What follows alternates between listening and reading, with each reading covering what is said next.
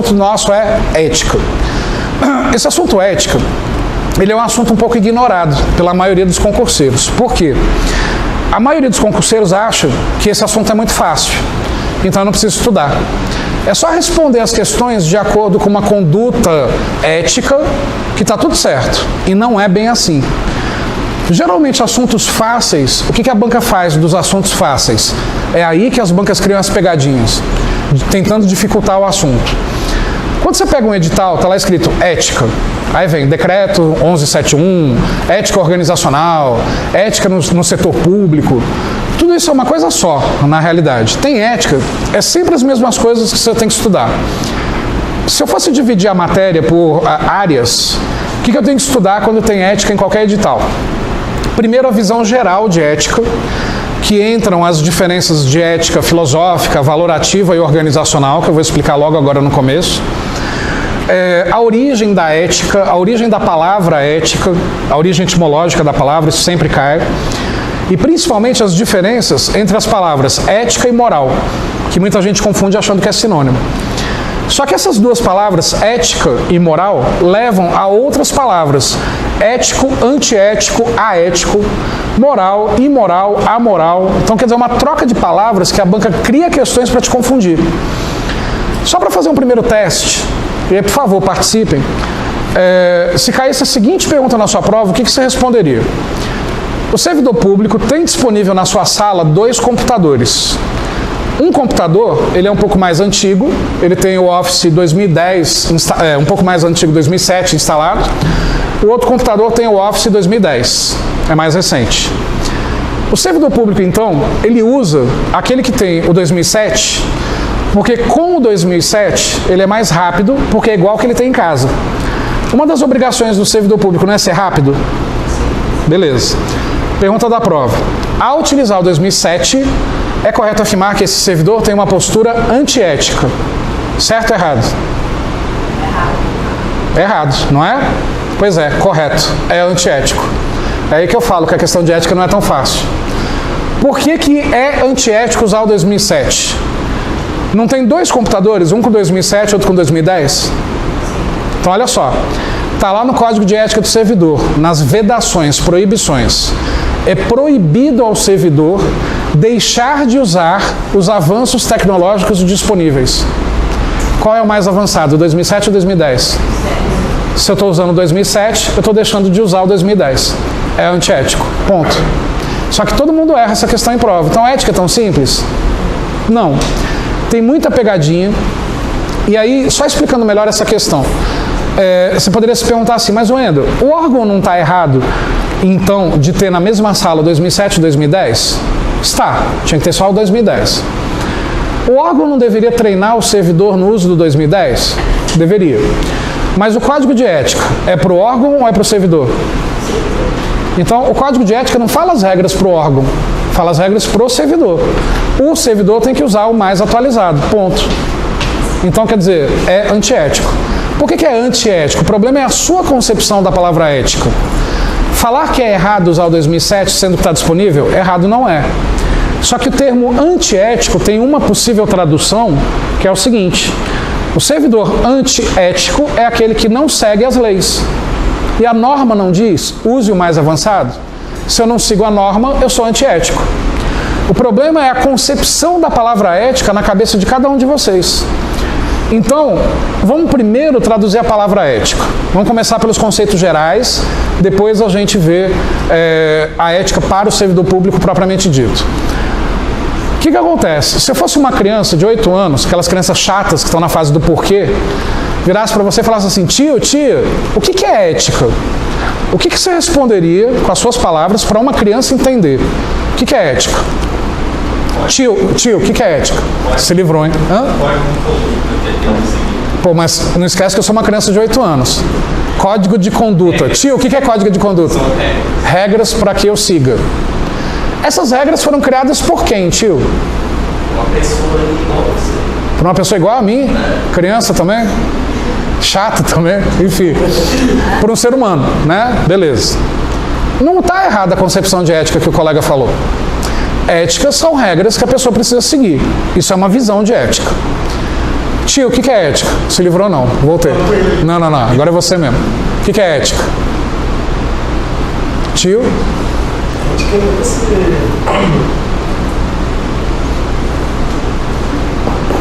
Tio? Tô tentando aqui. Tio! E aí? É um conjunto de regras que você tem que seguir. Ah, tu vai repetir o que ele falou? Seja mais criativo, pô. O que é ética?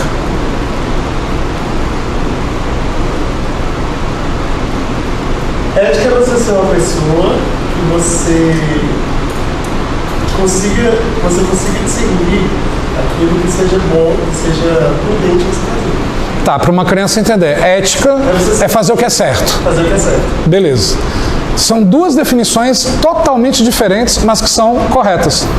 Ética é seguir a regra, ética é fazer o que é certo.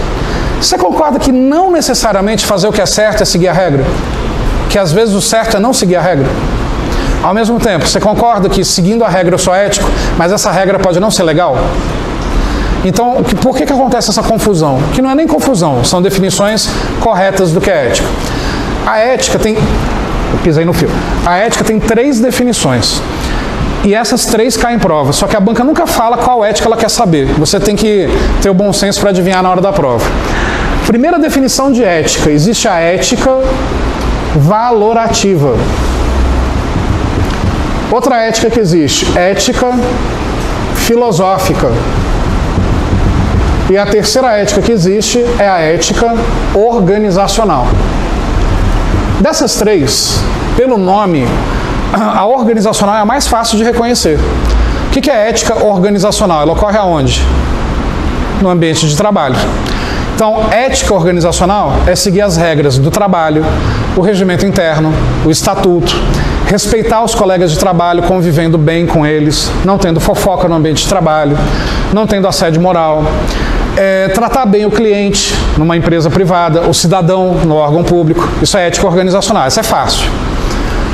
O problema que confunde a gente é a diferença da ética valorativa e da ética filosófica. E essa definição dos 2 colegas, um definiu de um jeito, o outro definiu de outro. Quando o primeiro colega falou que ética filosófica, que ética é seguir a lei, isso é ética filosófica. Então, ética filosófica é seguir as leis. Mesmo que essas leis sejam injustas, mal redigidas, enfim, isso é ética filosófica. Se ela tem esse nome, é porque ela teve origem com os filósofos gregos mesmo, tá? Como daqui a pouco eu vou explicar a origem. O que o segundo colega colocou, ética é fazer o que é certo, isso é ética valorativa. Então, fazer o que é certo. Só que aí, olha só, vamos falar um pouco mais primeiro sobre a ética valorativa. Fazer o que é certo. Fazer o que é certo na opinião de quem? De todos? Ou de um grupo de pessoas ou de uma pessoa em especial? Percebe que a ética valorativa é de acordo com a moral. Na realidade, não é de acordo com a moral, é sinônimo. Ética valorativa é a mesma coisa que moral. Qual que é a diferença entre ética e moral, então? Vamos pegar primeiro a origem da palavra. A palavra ética, ela vem do grego. Em grego se escreve ethos. A palavra moral não vem do grego, vem do latim. Então até a origem é bem diferente. Em latim se escreve mos ou mores. Isso é moral. A diferença não está só na origem da palavra, a diferença está no significado também. A palavra ética, que vem do grego ethos, ao pé da letra significa comportamento, modo de ser. A moral, que vem do latim mos ou mores, tem como tradução costumes. E aí está a grande diferença entre as duas palavras. Só que você olhando assim, comportamento e costume, ainda assim parece sinônimo, não parece? Qual que é a diferença? Comportamento, eu tenho que me comportar porque alguém manda. Quem é esse alguém? A lei. E aí eu pergunto, a lei é para alguns ou é para todos? Para todos. Então a ética é individual ou coletiva? Ela é coletiva. É a mesma regra para todo mundo. A moral, que são costumes, hábitos, isso é para todos? Todo mundo tem os mesmos hábitos? Não. Os costumes são diferentes. E esses costumes variam de país para país, de estado para estado, de cidade para cidade, município para município, rua para rua, apartamento para apartamento, família para família, pessoa para pessoa. Então eu posso dizer que a moral é um conjunto de costumes coletivos ou individuais? Individuais, que tem uma origem coletiva, mas de uma pequena coletividade que te influenciou. A moral, ela é escrita e publicada? Não, ela é passada de boca a boca, de hábito para hábito. A ética, se ela é para todos, determina comportamentos, ela é escrita e publicada. Então, ética é a lei. Moral são os costumes, são os nossos hábitos, que são influenciados pelo grupo de pessoas que a gente convive e que podem mudar no decorrer da vida. A ética, a lei só muda se o legislador alterar a lei, senão continua aquela. Então, quando a gente fala de ética valorativa, olha o termo valorativo. Isso significa que essa ética cria algo chamado juízo de valor. O que é juízo de valor? Opinião das pessoas. Julgar o valor. Deixa eu dar um exemplo prático, que aí com exemplos fica mais fácil e não esquece na hora da prova. Vamos supor que eu começasse essa aula falando para você o seguinte, gente, a maioria de vocês está me conhecendo hoje, nunca me viu na vida, então eu falaria o seguinte, gente, olha só, no passado eu já matei alguém. Só falei isso, mais nada. Que imagem vocês teriam de mim? Positiva? Provavelmente não. Por quê? Vocês julgaram o valor da informação que eu acabei dando. Matei alguém. É mentira, tá? Só um exemplo de aula. Não matei ninguém, não. Posso ter matado de raiva, né? Mas fora isso, não. Então, assim, vocês julgaram pela opinião de cada um de vocês e provavelmente daqui para frente minha aula já vai ser um terror, vocês não vão mais assistir essa aula de forma aberta, expansiva, tal, porque eu já matei alguém. Você acabou de criar um juízo de valor ao meu respeito. Mas se eu complementasse a informação, se eu falasse assim, gente, eu já matei uma pessoa uma vez na vida e foi porque é o seguinte, eu cheguei em casa, era um bandido e esse cara ia estuprar minha mãe. E eu consegui arrancar a arma da mão dele e acabei matando. Teria o mesmo peso da primeira frase sem o resto da informação? O juízo de valor já mudou. Agora eu já não sou mais uma pessoa ruim. Eu agi em legítima defesa. E para alguns de vocês, talvez eu tenha feito pouco. Talvez eu teria que ter torturado esse infeliz antes de matar. Para outros de vocês, é inaceitável mesmo com isso que eu tenha matado. Porque aí depende da concepção de cada um de vocês, da origem familiar, ética, moral, religiosa, todos os seus conceitos, todos os seus valores. Tem gente talvez mais religiosa que não admita que eu mate alguém em legítima defesa, mesmo sendo em legítima defesa. Tem pessoas mais com aquela coisa da justiça e tudo mais, que acham pouco ter matado, que tinha que, antes de ter matado, ter torturado. E aí vai variar de opinião para opinião. Isso que eu estou debatendo aqui, então, é um exemplo de ética ou de moral? Moral. Varia de pessoa para pessoa, cria juízo de valor. Quando a gente fala, então, ética valorativa, a gente está falando de moral, costumes. A moral, os costumes, têm que ser respeitados das pessoas? Tem. Se a gente convive com alguém que não respeita nossos hábitos, não respeita nossos costumes, não respeita nosso jeito de pensar, a gente não quer nem conviver com essa pessoa. Verdade ou não? Só que as pessoas pensam diferente, as pessoas têm valores diferentes. Só que a gente não quer conviver com quem pensa tão diferente da gente. É um direito. Mas quantas pessoas a gente não deixou de conviver na vida, que poderia ter tido uma amizade frutífera, um relacionamento de amor, uma indicação para um emprego, simplesmente pelo fato de termos preconceito com os valores que essa pessoa carrega com ela, que são diferentes dos valores que carregamos conosco. Nós não escutamos um ao outro. A gente está vivendo hoje um momento, no século XXI, que está feio o negócio. As pessoas têm opiniões fixas, vazias, não tem fundamento nenhum para as opiniões que as pessoas detêm, são apenas multiplicadoras de opiniões de Facebook, que apenas curtem e compartilham sem nem ler, e criam opiniões violentas acerca de certos assuntos, sem debater mais. Isso foi gerando um mundo no século XXI de extremos. Quais são os extremos que a gente vive na moral humana do século XXI? Se você não é heterossexual, você é homossexual. Só tem os dois. Você não pode ser alguém que é hétero, mas que aceita o convívio e a decisão das outras pessoas. Não. Hoje você tem que ter uma opinião formada. Ou você é uma coisa ou outra, ou 8 ou 80. Ou você é coxinha, ou você é mortadela. Ou você é petista, de esquerda, ou você é de direita. Por que eu não posso ser de centro? Por que ao invés de coxinha ou mortadela eu não posso ser esfirra? e não ter uma opinião política definida. Não pode, tem que se posicionar. Ou você, por exemplo, é racista ou não é racista, que é um do pior preconceito que existe, é o mais imbecil de todos.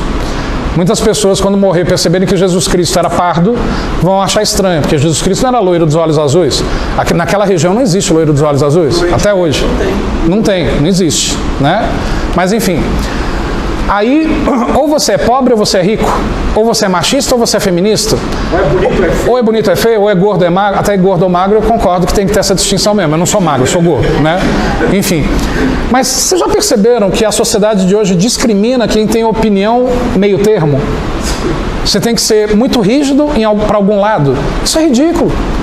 Eu, Wendel, na política, eu não sou nem de direita nem de esquerda, eu voto em pessoas, não em partidos. Se eu acreditar na pessoa, eu voto. Se eu não acreditar, eu não voto. Ponto. Não me interessa o partido. Não pode. Você, Wendel, professor, é um formador de opinião. Não, gente, eu não formo opiniões políticas. Eu formo opiniões em administração. Mas não.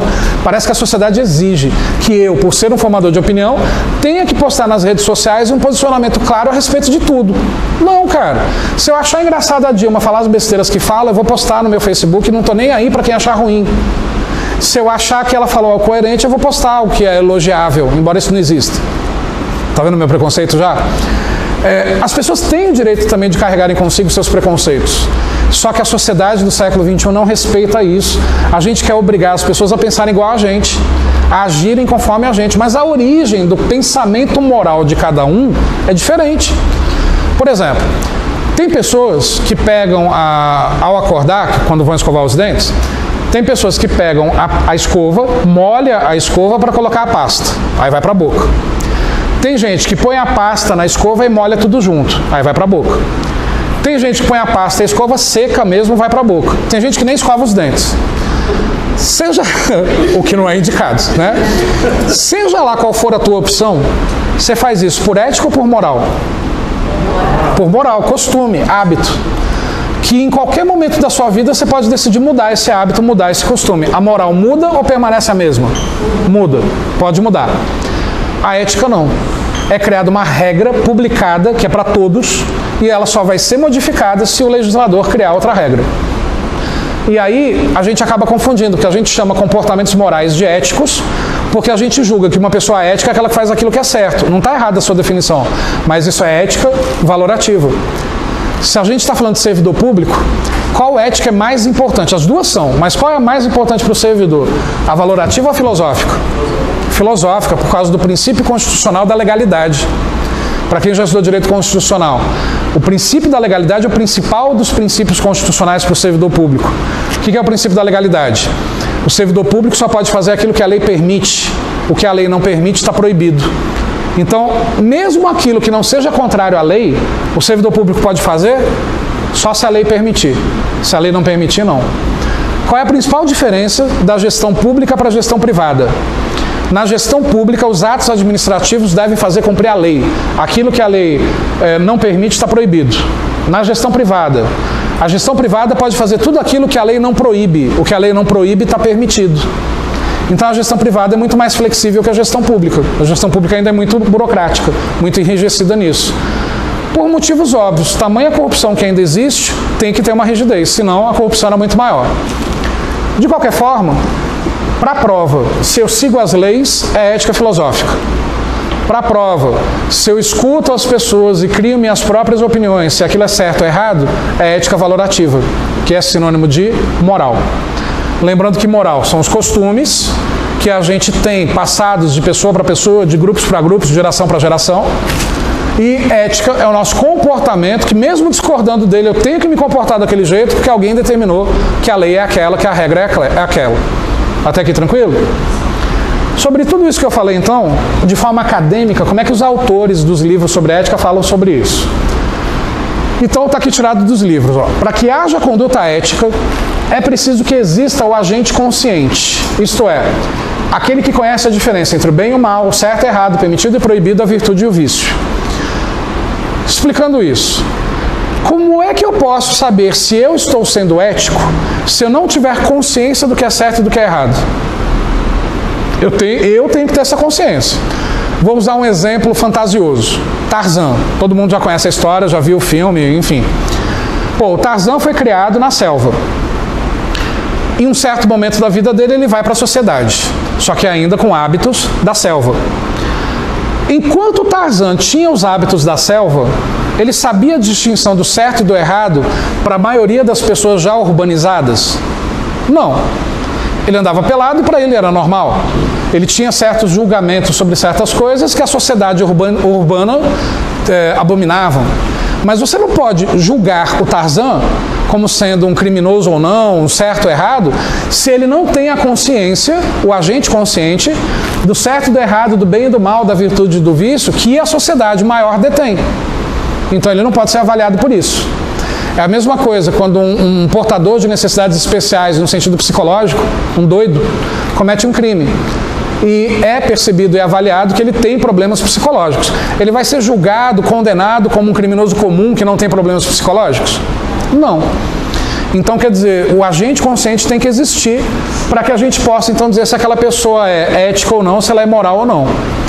Tanto nos dois, o agente consciente tem que existir na moral, porque se eu não receber hábitos de alguém, eu não posso ser julgado por aquilo que eu faço. E na ética filosófica também, se eu não conheço as leis, se eu não conheço as regras, como é que eu vou ser julgado por aquilo de errado ou certo que eu faço? Então tem que ter o agente consciente. Então, a consciência moral não só conhece tais diferenças, chato isso. A consciência moral não só conhece tais diferenças, mas também se reconhece como capaz de julgar o valor dos atos e das condutas. A consciência moral é quem julga o valor e de agir em conformidade com os valores morais, sendo por isso o agente responsável por suas ações e seus sentimentos e pelas consequências do que faz e sente, desde que eu tenha o agente consciente, desde que eu tenha consciência daquilo que é certo ou errado. Se eu não tiver essa consciência, esquece tudo isso. Consciência e responsabilidade são condições indispensáveis da vida ética. Então, pergunta de prova. É correto afirmar que para que seja exigido de uma pessoa conduta ética e moral, se faz por necessário o agente consciente? Questão correta. Se não tiver o agente consciente, eu não posso ser exigido de nada disso. Beleza. Como eu já falei, ética tem origem no grego ethos, que ao pé da letra significa modo de ser ou comportamento. A palavra moral vem do latim mos ou mores, ou seja, costume ou costumes. A primeira, ética, é uma ciência sobre o comportamento moral dos homens em sociedade. Está relacionada à filosofia. Aí você vai falar, Wendel, você está começando a me confundir. Tu não falou que ética é lei, ética filosófica, e ética valorativa é moral? Como é que a ética é uma ciência sobre o comportamento moral? Se moral é uma coisa e ética é outra. Explicando melhor. Para que uma lei seja redigida e publicada, o legislador tem que ter feito o quê? Observado comportamentos comuns do ser humano, moral, e ele determinar se aquela moral é boa, então vamos colocar como regra, ou se aquela moral é ruim, então vamos proibir. Por exemplo, quem foi o primeiro legislador da face da terra? Que se tem registro? Moisés, com a tábua dos 10 mandamentos. Um dos 10 mandamentos, não matarás. Quando Moisés coloca não matarás nos 10 mandamentos, ele está determinando que dali para frente, quem matar está errado perante a lei de Deus. Significa que antes disso, quem matar estava errado perante Deus? Não, porque não existia essa consciência moral. As pessoas se matavam pelas suas razões. Uma matava a outra pelos seus próprios motivos. E até então as pessoas acreditavam que se aquele seu motivo de matar alguém fosse coerente, viável e um motivo defensável, eu estava certo. A partir do momento que Moisés coloca não matarás, ele está proibindo uma conduta que era moral. Por isso que a base da ética é a moral. Sem moral não existe ética. Sem moral não existe lei. Porque as leis são ou para fazer a moral acontecer de forma institucionalizada, ou para proibir uma moral que existia antes da publicação daquela lei. Então, por isso que, em primeiro lugar, vem a moral, depois a lei. A ética tem como base o comportamento moral. Por isso. Quem nasceu primeiro, o ovo ou a galinha? Quem nasceu primeiro, a ética ou a moral? A moral. Ela nasce primeiro. Qual é a função da ética? A mesma de qualquer teoria. Explicar, esclarecer ou investigar determinada realidade, elaborando os conceitos correspondentes. Aí um filósofo mais contemporâneo, chamado Vasquez, ele dizia o seguinte, a moral ele definia dessa forma: é um conjunto de normas, assim como a ética, só que aqui são normas aceitas livre e conscientemente. Diferente da ética, que eu tenho que aceitar enfiado goela abaixo.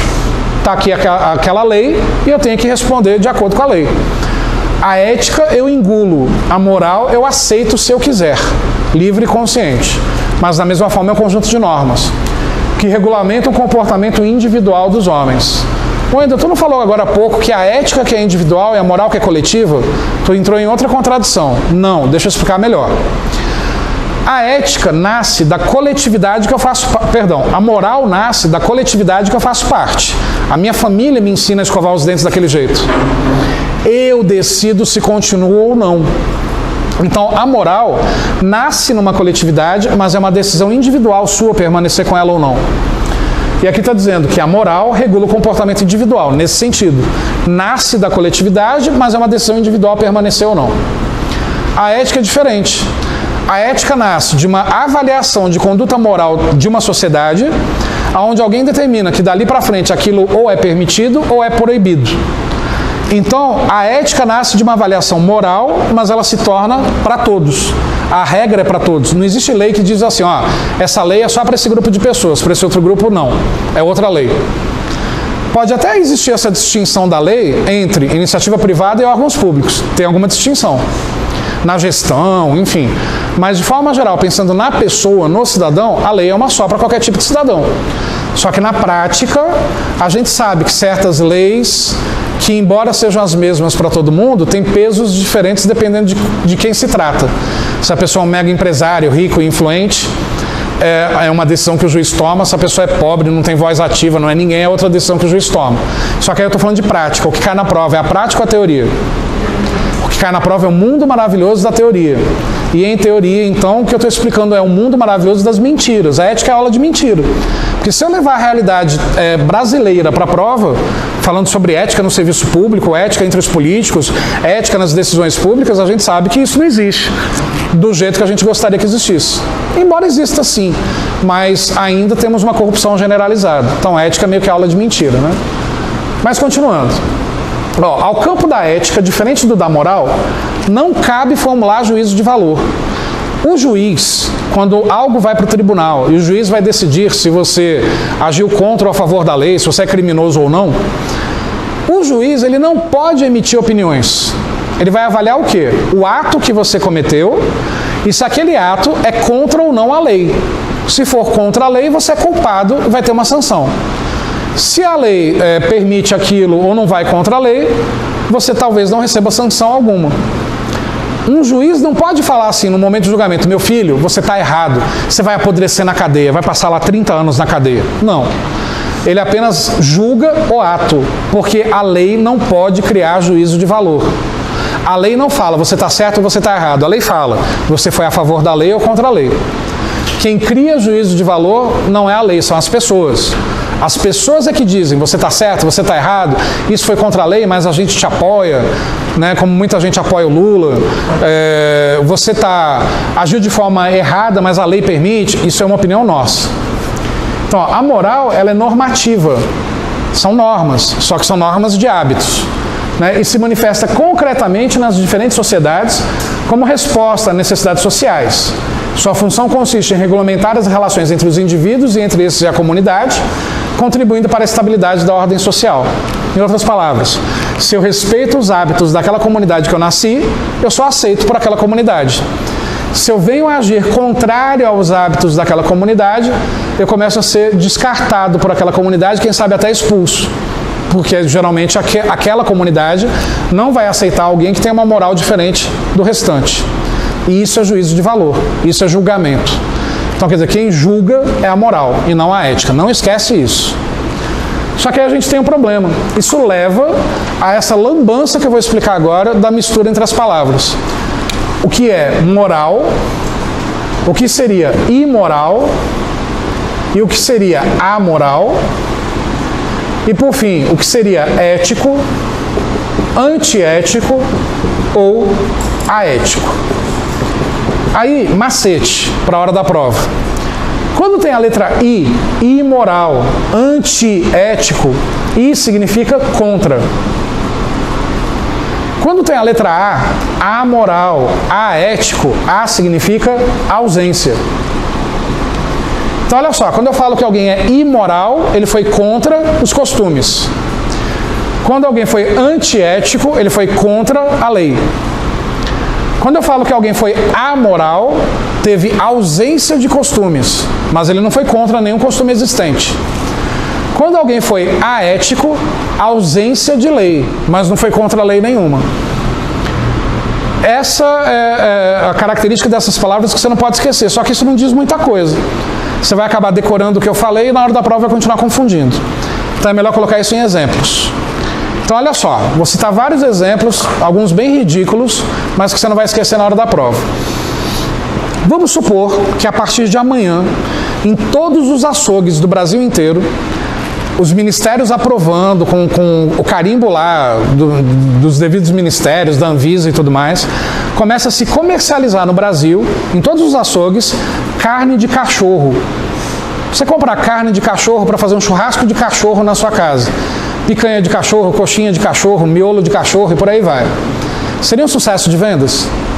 Por quê? O brasileiro não tem costume de comer cachorro. A gente não tem o costume de comer cachorro. A gente come boi, a gente come vaca, a gente come porco, a gente come até coelho, mas cachorro não. Até carne de cavalo. Cavalo. Uma vez eu fui pro Canadá e lá vai assim nos mercados, é tipo carne moída, só que é de cavalo. Aí eu estava na casa da minha tia e eu pensando que era carne moída. Aí eu fui ver a carne de cavalo. Meu Deus, elas ficou muito nojo. Nojo, né? Por que nojo do cavalo e não nojo do porco, que vive na lambança? Porque nós temos costume de comer essas carnes. Percebe? A gente cria nojo, olha a palavra que o colega usou, nojo de carne de cavalo, que é hábito no Canadá. Mas não tem nojo de carne de porco. Se você pensar em nojo, quem é que vive na sujeira? É o porco, não é o cavalo, né? Mas aí que tá, é questão de hábito. Não vai ser um sucesso de vendas, porque não é costume no Brasil comer carne de cachorro. Agora, quais razões levam o brasileiro a não ter esse hábito? Para nós, o cachorro é um bichinho de estimação, que dá carinho, que devolve carinho, que eu posso afagar, que eu posso brigar, que eu mando deita, ele deita, eu mando rola, ele rola, eu mando vem, ele vem, eu mando vai, ele vai. Pô, como é que eu vou matar e comer um ser que faz tudo que eu mando? Não, né? Porque cachorro pra gente, assim como gato, é bichinho de estimação. É o nosso melhor amigo. E alguém come o seu melhor amigo? Eu estou falando no sentido alimentar. Então já pensou besteira, né? Ó, nesse sentido, aula prática. Nesse sentido que você pensou, você foi moral ou imoral agora? Porque você pensou em outro sentido quando eu falei ninguém come o melhor amigo. Foi imoral, não foi? Qual é a tradução de moral que a gente viu agora há pouco? Não são os costumes? Por que ele, e alguns de vocês também, levando esse comentário para o sentido sexual, teria ferido costumes? Se o costume do brasileiro é levar tudo para sacanagem. Não é hábito geral do povo brasileiro levar tudo para o sentido sexual? Ao pé da letra, ele não foi imoral, ele foi moral. Só que talvez na sua avaliação pessoal, ele foi imoral, pela sua formação ética, familiar, religiosa, cultural, seja lá o que for. Então, algumas pessoas riram quando eu falei, ninguém come o melhor amigo. Você que riu, levou para o sentido sexual. Você que nem riu e nem se manifestou, nem pensou nisso. Tua cabeça nem foi para esse lado. Só que a cabeça da maioria dos brasileiros vai para esse lado ou não vai? Vai. Tudo nesse país é sexo. Liga a televisão. É sexo o tempo inteiro, não é explícito, às vezes até mas é sexo o tempo inteiro.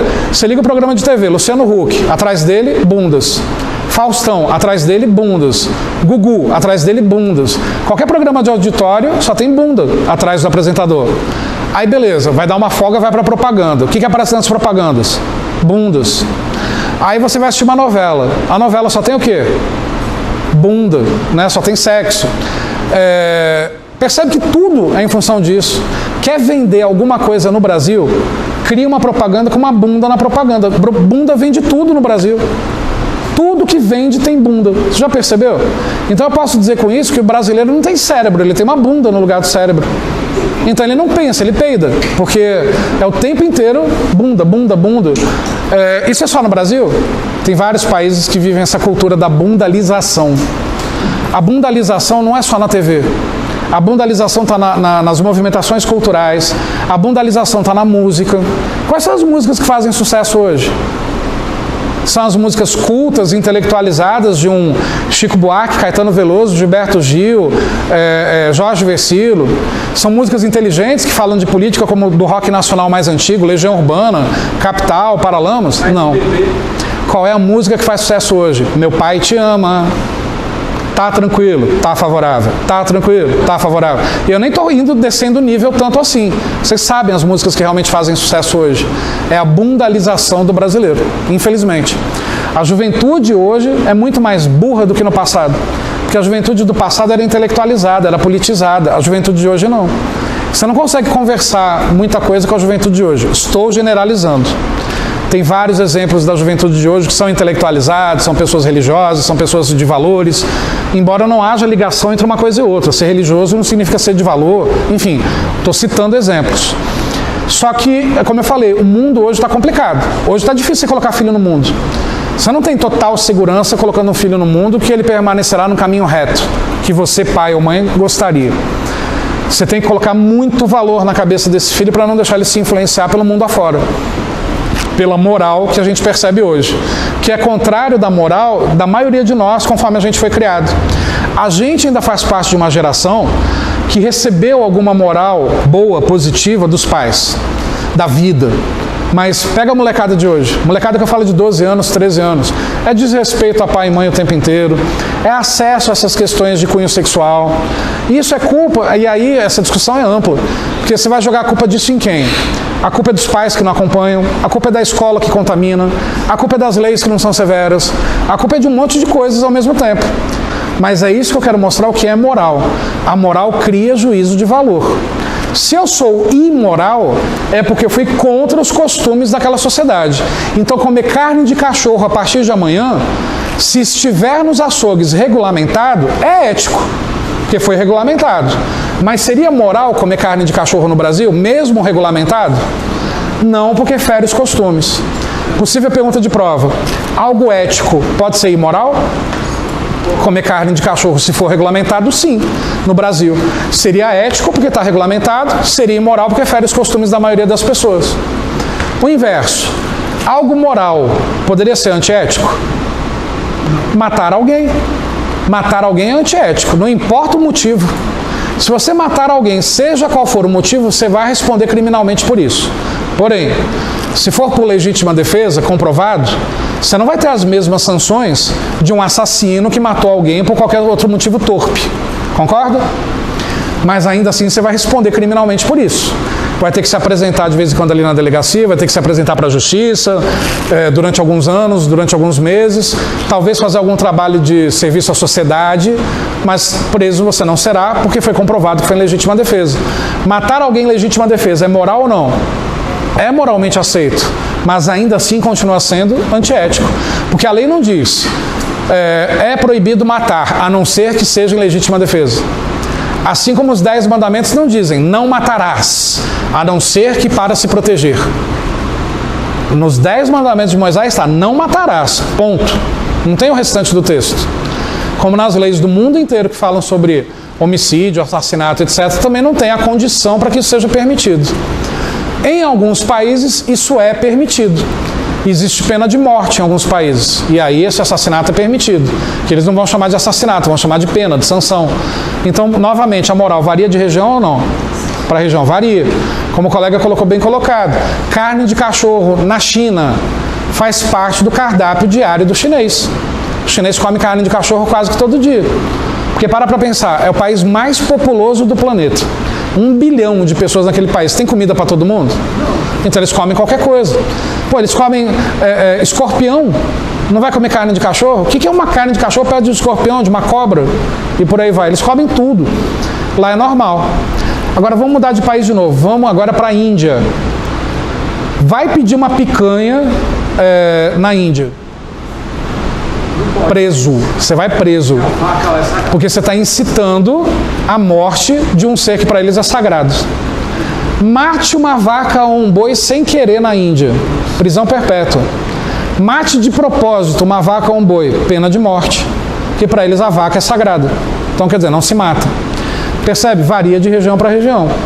Então, no exemplo da carne de cachorro, se fosse regulamentado, seria ético. Mas continuaria sendo imoral, porque não é costume do brasileiro. Bom, e o aético e o amoral? Que exemplos eu poderia citar para você não esquecer mais? Vamos supor que alguém trouxe lá da África uma muda de uma certa fruta, que não existe no Brasil. Plantou no quintal da sua casa, germinou, cresceu, cultivou, chamou os amigos para provar essa fruta, que ninguém conhece. Provar essa fruta que ninguém conhece, que foi trazido lá da África, seria algo nessa situação moral, imoral ou amoral? Amoral. O costume não existe, porque essa fruta não existe aqui. Comer uma fruta que não existe aqui fere o costume de alguém? Então não é imoral, seria amoral, a ausência de costume. Só que eu trouxe essa fruta na minha bagagem, lá da África, plantei na minha casa, germinou e dei para os meus amigos. Foi ético? Ela não é regulamentada. Ético. Ético não é. Foi antiético, foi contra a lei. Existe alguma lei que diga, não posso trazer uma fruta nova e cultivar no meu quintal? Só não posso fazer isso com aquilo que é proibido, né? Ninguém pode ter um pé de maconha e por aí vai. Mas é uma fruta que eu estou falando. Ela não é alucinógena, não é droga, é uma fruta normal naquele país. Seria antiético? Não. Seria o quê? Aético, ausência de norma. Como o kiwi, quando chegou no Brasil, alguém trouxe de fora. Só que passou um tempo, regulamentaram o kiwi, para que ele pudesse ser fiscalizado, ter os agentes de segurança sanitária percebendo se tem qualidade ou não, se ele pode ser consumido ou não. Ainda que o kiwi hoje, existem várias quitandas e vários verdurões por aí, se tornou hábito do brasileiro comer kiwi? Não. Hoje comer kiwi seria ético, antiético ou aético? Ético, é regulamentado. Mas hoje, moral, imoral ou amoral? Amoral, não é costume, mas também não fere o costume de ninguém. Ficou clara a diferença dessas palavras? Eu dei exemplos ridículos que jamais cairão em prova, mas pelo menos você fixa o significado real dessas palavras. Mas vamos transformar agora em questões mais próximas da realidade de prova. Embora também não vá cair na prova isso que eu vou citar, mas está mais perto da realidade. Vamos falar aqui de pessoas que a gente conhece. Joaquim Barbosa. Qual é a sua opinião sobre o senhor Joaquim Barbosa? Provavelmente a mesma que a minha. O cara, ético, moral, um exemplo de valores, um exemplo de conduta correta, etc. Também tenho essa visão do senhor Joaquim Barbosa. Só que eu vou pedir para vocês deixarem de lado suas emoções e pensamentos para responder de acordo só com a teoria. Quando o senhor Joaquim Barbosa, então presidente do tribunal, dava declarações para a mídia sobre o que estava sendo investigado sob a sua presidência, que era aquela época lá do processo dos mensaleiros, e ele falava para todo mundo que quisesse ouvir, esses mensaleiros têm que ser presos, são bandidos, a gente tem que limpar a corrupção desse país. Só que isso com o julgamento e o processo rolando.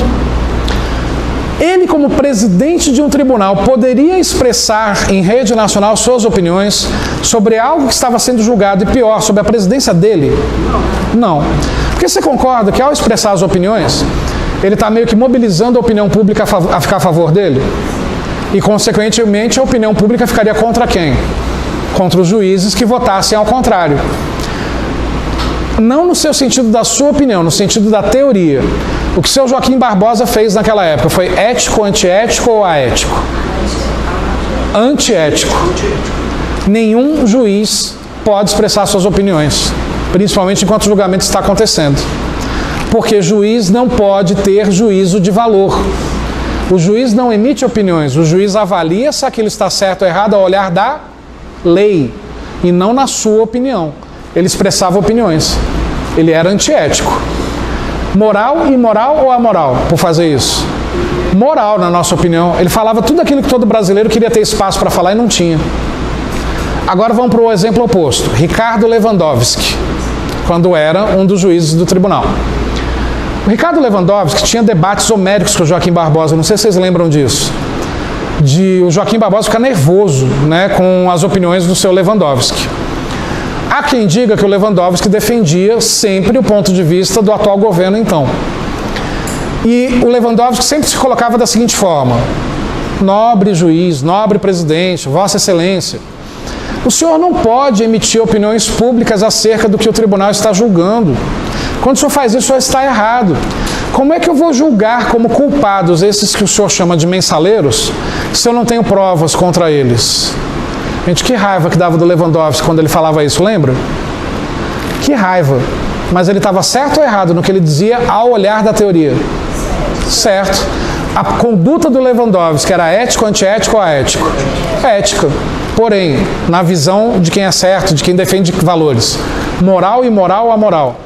Imoral, dá vontade de matar. Só que ao olhar da ética, da lei, da norma, da regra, da teoria, o Lewandowski estava certo, o Joaquim Barbosa estava errado. Então percebe como isso pode confundir na hora da prova? De repente a questão cita uma situação de uma conduta que na sua opinião é tão positiva, só que ao olhar da ética aquela conduta é errada. Ao olhar da moral ela é certa. Então tome muito cuidado com a diferença entre essas palavras quando cai em prova, porque cai bastante. E não só nessa visão de ética geral que eu estou aqui introduzindo para vocês, mas também no próprio decreto 1171, Código de Ética do Servidor, que a gente vai conhecer inteirinho, tem muitas palavras lá: aético, ético, o servidor pode ter atitudes antiéticas, éticas, morais e imorais. Tem essa troca de palavras no Código de Ética, que se você não tomar cuidado você confunde, mas isso a gente vai ver melhor depois. Por enquanto, ficou clara a distinção entre moral, imoral e amoral, ético, antiético e aético? Isso sempre cai, beleza? Avançando então. Como eu falei, existe a ética filosófica, né, que tem por objeto a moral ou a moralidade, por objeto, definindo se aquela conduta moral passa a ser regra para todos ou passa a ser proibida para todos. Né? E o que é moral, então, por definição dos autores?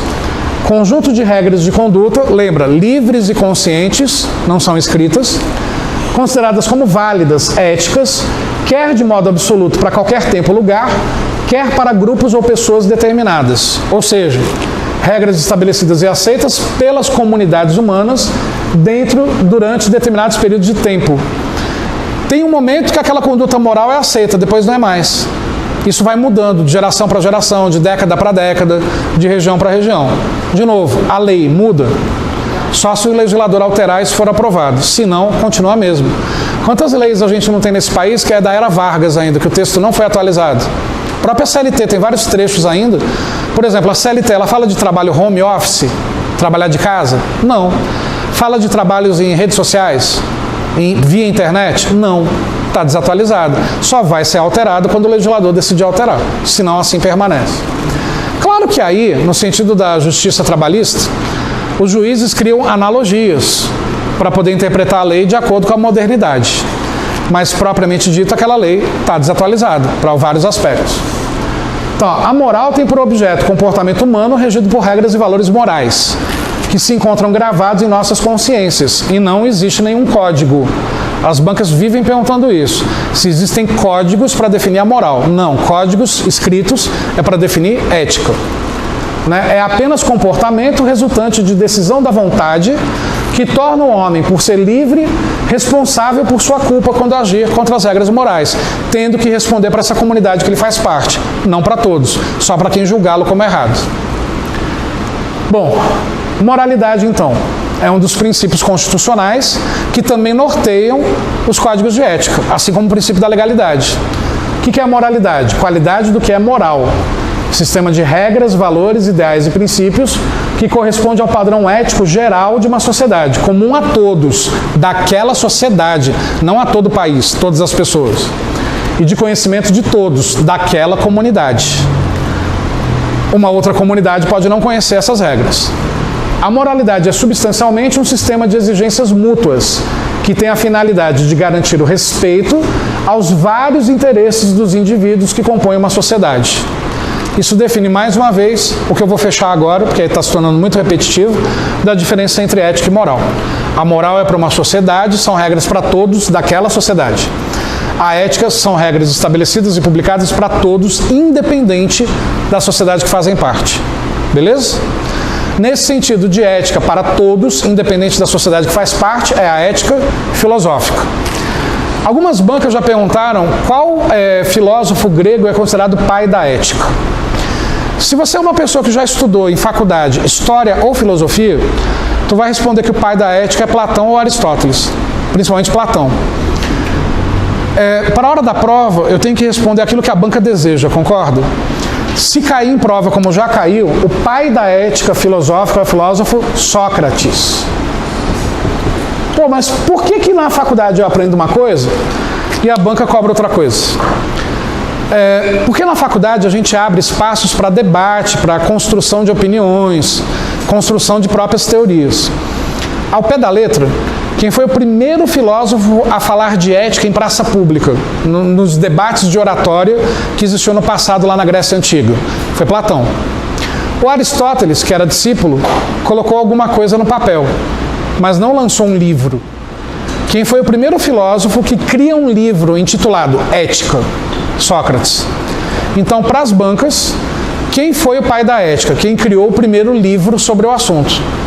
Embora a ética tenha sido discutida por filósofos anteriores a Sócrates, mas publicado Sócrates. Então, se cair em prova, como já foi perguntado por outras bancas, Sócrates é considerado pai da ética pelo simples fato de ter publicado o primeiro livro sobre o assunto. Beleza? Continuando então, ética profissional, que também é chamado de ética organizacional. É aquela que ocorre, como eu já falei, no ambiente de trabalho. Essa é fácil, essa não cria confusão na cabeça de ninguém. Então olha como está aqui, ó, ética profissional. Padrão a que determinado conjunto de pessoas, geralmente definido em termos profissionais, está submetido. Então, por exemplo, se eu sou médico, existe um código de ética da medicina. Se eu sou jornalista, se eu sou administrador, se eu sou contador, tem códigos de ética próprios para cada profissão, que obviamente variam. Naturalmente, esse padrão restrito ao grupo ao que se dirige deve, ao ser fixado, respeitar dois limites. Primeiro, o limite imposto pela lei. Um código de ética profissional pode ser contra uma lei maior? Pode ser contra a Constituição? Não. Eu posso criar um código de ética para uma profissão até mais severo que as leis que existem, mas nunca contrário.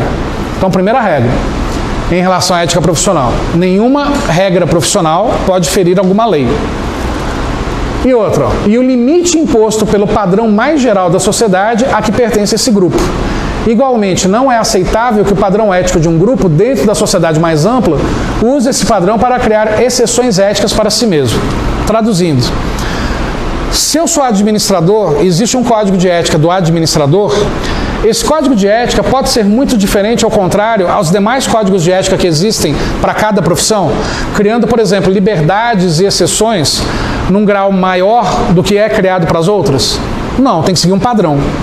Então, quer dizer, eu não posso criar um código de ética para a minha profissão que seja muito mega, hiper melhor em termos de benefícios a quem escolhe aquela profissão do que aquela pessoa que escolheu uma outra profissão. O código de ética profissional não tem que ser para criar benefícios a quem pertence à profissão, e sim para criar regras de conduta para quem está naquela profissão. Então, tem que ter essa semelhança. Então, essas duas questões têm que ser respeitadas. Nenhum código de ética pode ser maior do que as leis, e nenhum código de ética pode ser mais livre e solto do que o padrão geral. O padrão geral tem que ser respeitado. Tanto é que todo código de ética de cada profissão é muito parecido na forma que é contextualizado, na forma que é redigido, na forma que é publicado. Toda profissão no Brasil tem um código de ética? Não. É obrigatório que cada profissão tenha seu próprio código de ética? Também não. Não existe nenhuma lei a respeito. As profissões criam seus códigos de ética dependendo da força que suas comissões regionais, que suas comissões federais, conselhos regionais, conselhos federais têm.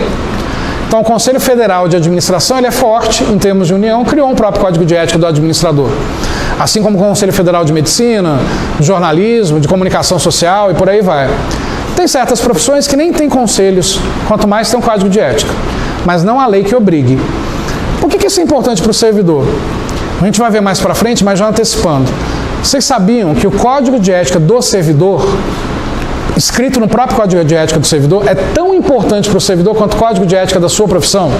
Em outras palavras, se no seu dia a dia de servidor público você fizer algo que não foi contra o código de ética do servidor, mas foi contra o código de ética da sua profissão, você poderá ser avaliado e sofrer sanções como se você tivesse feito algo contra o código de ética do servidor.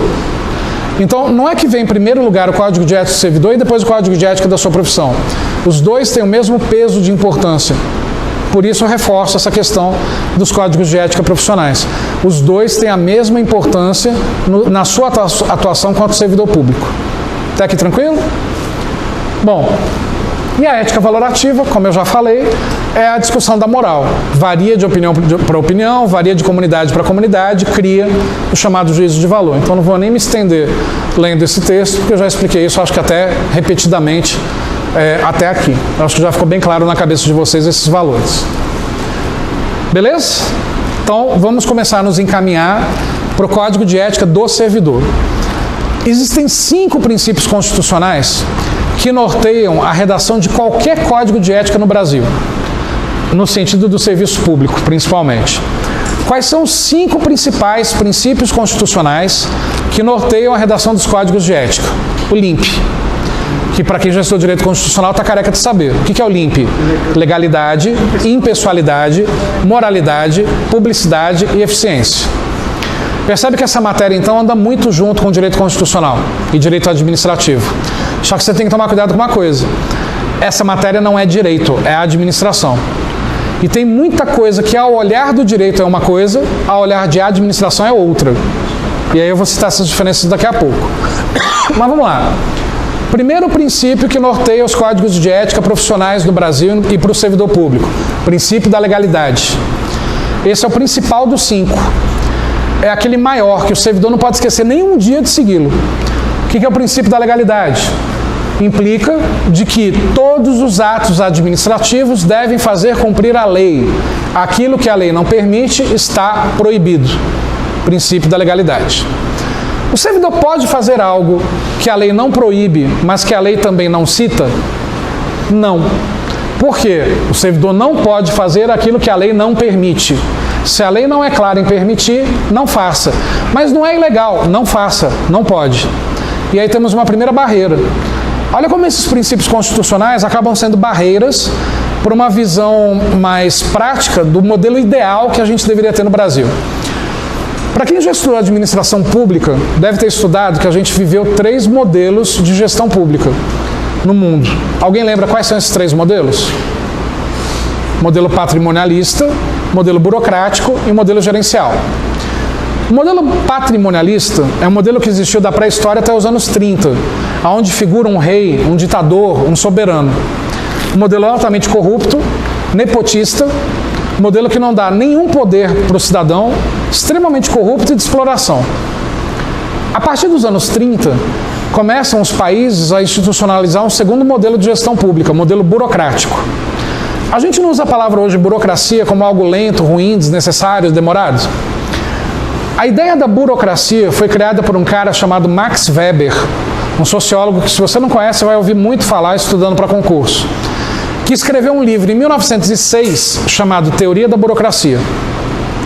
Esse livro, Teoria da Burocracia, é uma das TGAs, Teoria Geral da Administração.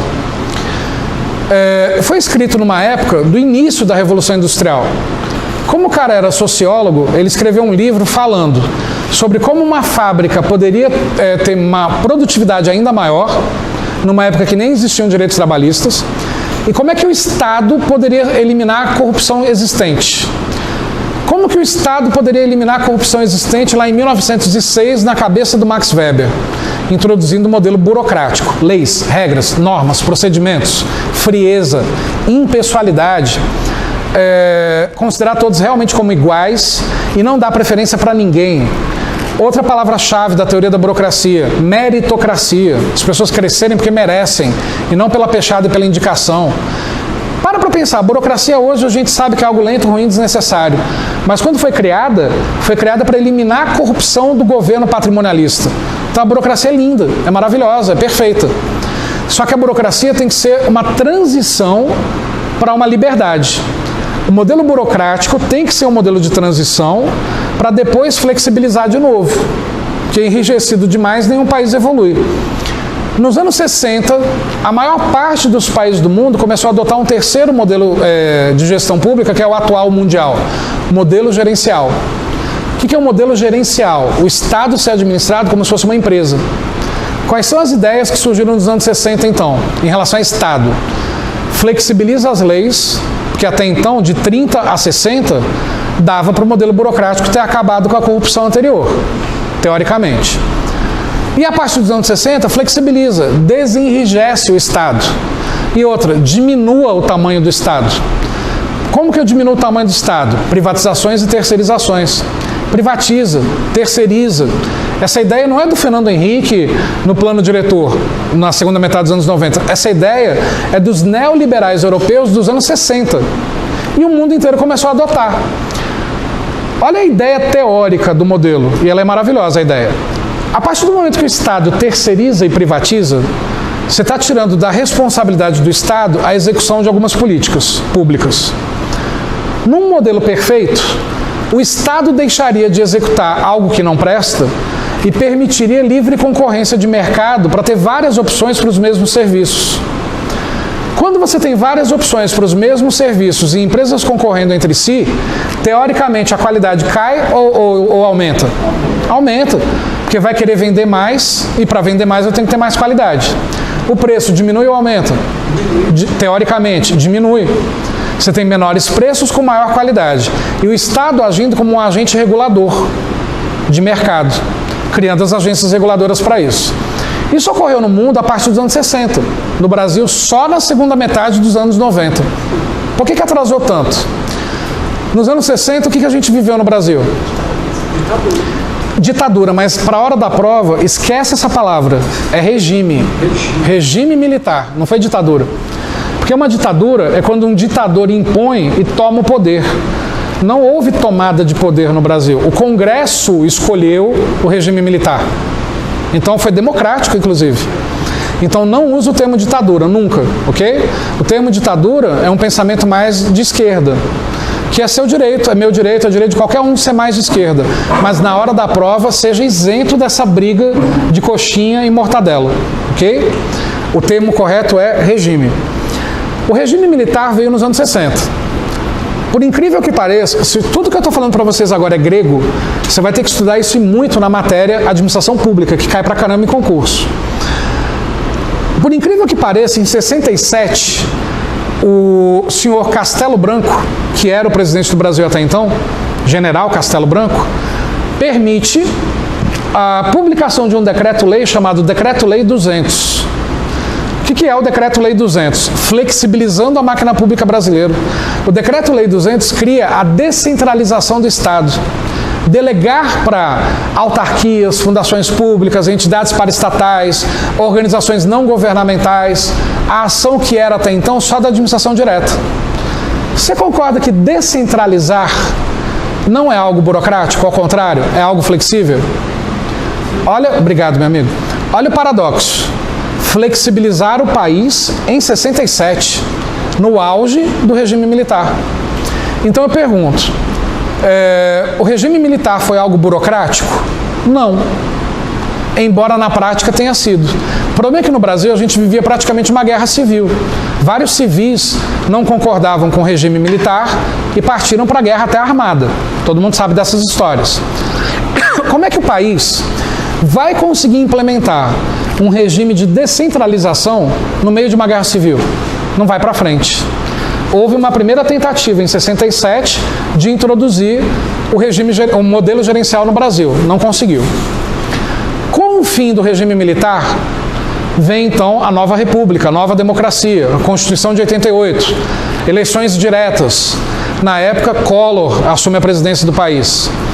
O Collor poderia ter sido o pai do modelo gerencial brasileiro, mas a gente sabe em tudo que deu. Só que ele criou certos artifícios que permitiram o próximo presidente vir com o modelo gerencial. O próximo presidente foi quem? Eu não falo que foi Itamar, porque Itamar só substituiu o Collor. Foi Fernando Henrique. Primeiro mandato do Fernando Henrique, Plano Real. Segundo mandato, Plano Diretor de Reforma do Aparelho do Estado, privatizações e terceirizações. A ideia é boa, porque olha a ideia, na essência, você privatiza o Estado, então não é mais do Estado. Sendo assim, eu preciso continuar cobrando altos impostos? Porque a elevada carga tributária brasileira seria, em teoria, para sustentar a prestação dos serviços públicos. Se eu tenho menos serviços públicos, eu não preciso de tanto imposto. os impostos diminuiriam. Olha que ideia maravilhosa. Privatiza o que pode, diminui a carga tributária, faz mais dinheiro sobrar na mão do brasileiro, cria a agência reguladora para fiscalizar o mercado para continuar com preço baixo e qualidade superior, e o brasileiro se emancipa financeiramente, sobrando mais dinheiro no bolso. A ideia não é boa? Mas foi assim que foi executado? Não. Por quê? Porque o modelo gerencial brasileiro não eliminou a burocracia do modelo burocrático, porque a Constituição de 88 é muito burocrática, e também não eliminou a corrupção. A gente ainda continua com muito corrupto na nossa política. Isso se chama, segundo as provas, o paradoxo da gestão pública brasileira. Estar num modelo gerencial que não é flexível, porque a corrupção ainda existe. Então, para isso, eu ainda tenho que ter burocracia, porque eu ainda estou preso em algum patrimonialismo da corrupção brasileira. Quem diz isso é o Bresser Pereira, que é o principal autor usado nas matérias administração pública em qualquer banca de concurso. Wendel, por que você foi falar de administração pública se a matéria é ética? Para mostrar que o princípio da legalidade é lindo e maravilhoso, mas no Brasil de hoje ele não é executado na sua essência. Embora o servidor público tenha que respeitar as leis, o próprio legislador brasileiro não respeita essas leis.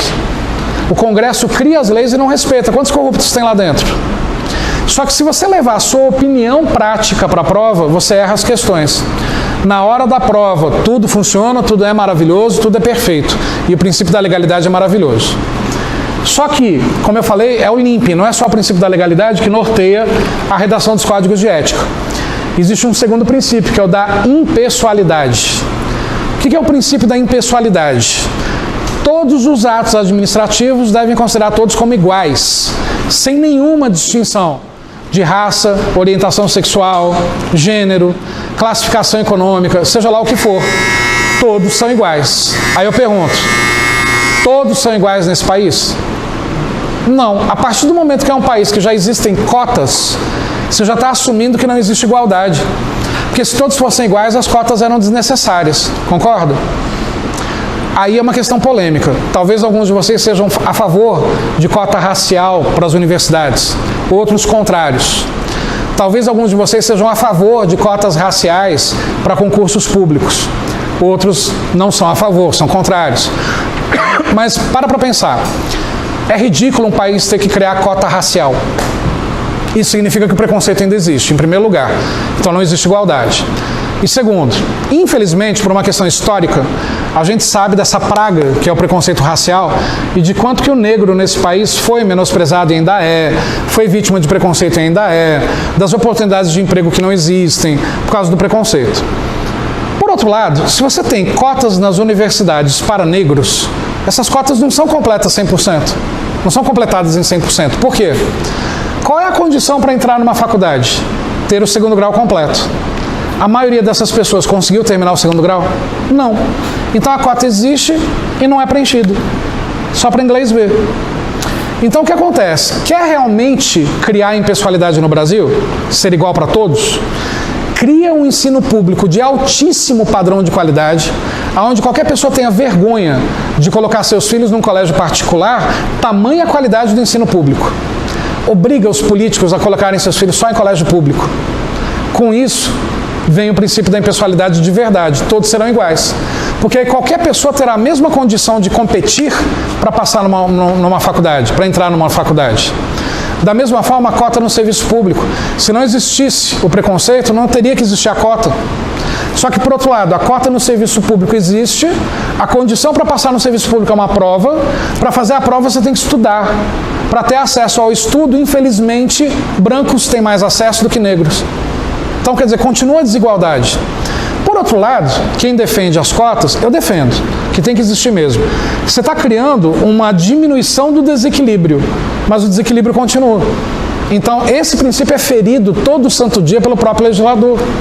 Né? Aí hoje já se discute cotas para homossexuais, em alguns aspectos, cotas para pessoas com necessidades especiais, mas que nem é tanta necessidade especial assim, a pessoa pode se locomover, pode se mover, pode falar, mas ainda assim tem cota para ela. Pô, cadê a cota para gordo, meu Deus? Eu quero cota para gordo. Não tem. Pois é. Cota para pardo, cota para mameluco, cota para caboclo, cota para índio. Cadê? Percebe que nesse país as cotas são eleitoreiras? As cotas não são para a minoria nesse país. As cotas são para a massa eleitoreira.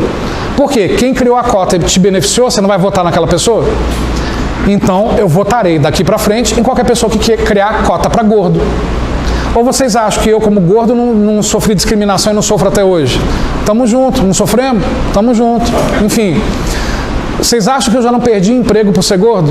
Já tive um cara que me entrevistando falou, não vou te contratar porque você é gordo. Eu falei, mas por quê? Porque você não tem a agilidade que eu preciso.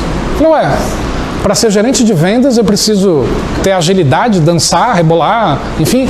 Cara, eu sou mais ágil que qualquer pessoa magra. Eu vou muito mais rápido, eu vou rolando. Então, quer dizer, né? Cadê a cota para gordo? Não tem. Então, quer dizer, o princípio da impessoalidade existe, na hora da prova é maravilhoso, mas ele é ferido, todo santo dia. Princípio da moralidade. Que princípio é esse? É o princípio que substitui a legalidade quando a legalidade não couber. O princípio da legalidade é principal, respeitar as leis. Quando não existir lei sobre o assunto, não existir regra sobre o assunto, como que o servidor público toma uma decisão? Pela moralidade. E lembrando, moral não são os costumes? Então, o princípio da moralidade diz que todos os atos administrativos devem respeitar os costumes do cidadão, os costumes da sociedade. Se você é servidor, ou melhor, você passou no concurso e agora você vai ser servidor, só que você foi colocado para trabalhar num posto de atendimento do órgão dentro de uma comunidade quilombola. Você tem que julgar os atos que ocorrerem ali dentro, no seu atendimento, ao olhar da sua moral ou da moral deles? Da moral deles. Quem é você para mudar a moral da comunidade quilombola que você está indo lá para atender? E como servidor, olha a palavra servidor, você está ali para servir, para ser útil, não para mudar a moral deles ou julgar a moral deles. Isso é o princípio da moralidade. Pô, várias leis no país ferem a própria moralidade, ferem os próprios costumes do brasileiro. Eu não quero pagar mais imposto, e toda vez tem uma lei com imposto maior. Eu não quero pagar mais caro na gasolina, e a cada mês aumenta 10, 15 centavos o litro da gasolina. Isso fere totalmente a moralidade. Outro princípio que é ferido todo santo dia, princípio da publicidade, que norteia a redação dos códigos de ética. Todos os atos administrativos devem ser públicos. O cidadão tem que ter livre acesso aos atos administrativos desde que de direito. Só que existem 3 exceções para o princípio da publicidade não ter necessidade de existir. Quais são as 3 exceções que vocês já estudaram, vão estudar lá no direito constitucional? Se aquele fato colocar em risco a segurança da nação, ele não deve ser público. Se aquele fato estiver sob investigação policial, ele não deve ser público. Se aquele fato for contra os interesses do Estado, ele não deve ser público. Pô, parece que tudo nesse país ou fere a segurança da nação, ou está sob investigação policial, ou é contra o interesse do Estado, que a gente não sabe nada. A gente não sabe nada do que acontece, só sabe meses depois, se é que vai saber. Lembra do site da transparência criado no governo Dilma, que era para mostrar a transparência das contas sobre a Copa do Mundo? De todo o dinheiro que estava sendo investido na infraestrutura aeroportuária, na reforma dos estádios. Foi transparente? Hoje é que a gente está vendo o rombo que o país teve e ainda tem, por causa dessa porcaria que foi a Copa do Mundo, no sentido econômico para o Brasil, assim como as Olimpíadas. Então, quer dizer, o princípio da publicidade também é rasgado todos os dias, mas está lá na prova, ele é perfeito. Os atos administrativos do servidor público devem respeitar a publicidade. Isso significa que todo servidor público tem que falar de tudo que acontece dentro do órgão para qualquer um que pergunte? Não, aquém de direito, desde que essas 3 restrições não ocorram. E, por fim, o princípio da eficiência. Eficácia é fazer o que é esperado, eficiência é atingir um objetivo. Eficiência não é o algo a mais, o melhor aproveitamento dos recursos na busca do que é esperado? O que é o princípio constitucional da eficiência? Aproveitar os recursos da melhor forma, ser econômico com o dinheiro do cidadão, econômico com os gastos públicos, com patrimônio público, respeitar o patrimônio público, que aquilo é um patrimônio do próprio servidor que não deixou de ser cidadão. Quem é servidor público continua pagando impostos, mas parece que o servidor esquece que até pouco tempo ele era apenas cidadão. Engraçado, na condição de cidadão, a gente quer ser bem atendido, quer ser respeitado pelo servidor, quer ter todo o serviço público de alta qualidade. Você vira servidor, pronto, você faz corpo mole, você empurra com a barriga, você não atende direito, vai protelando o atendimento. Pô, você tem que atender da mesma forma que você gostaria de ser atendido. Isso é o princípio da eficiência, que é ferido todo dia não só pelo próprio legislador, pelo próprio servidor, daquele perfil antigo do servidor antaparalítico, que está só esperando a morte chegar ou a aposentadoria chegar. E se hoje essas matérias são tão importantes nas provas de concurso, se em qualquer prova do CESP cai 6 questões de ética, se em qualquer prova da FCC ou de outras bancas caem sempre 3 ou 4 questões de ética, é porque isso não é só para enfeitar a prova e para dificultar a sua vida. Isso é porque é exigido na prática sua, de servidor, já atuar dessa forma. Você não vai poder alegar desconhecimento disso. Você teve que estudar para um edital, teve que se preparar para uma prova, teve que responder questões. Por isso que esse assunto vai ganhando cada vez uma importância maior.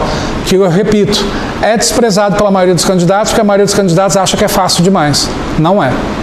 Olha o grau de complexidade das informações que eu estou passando para vocês. Até da evolução da administração pública eu tive que falar para explicar a importância dos princípios constitucionais norteando a redação dos códigos de ética. Então isso é muito mais profundo do que a gente imagina. Até aqui tranquilo?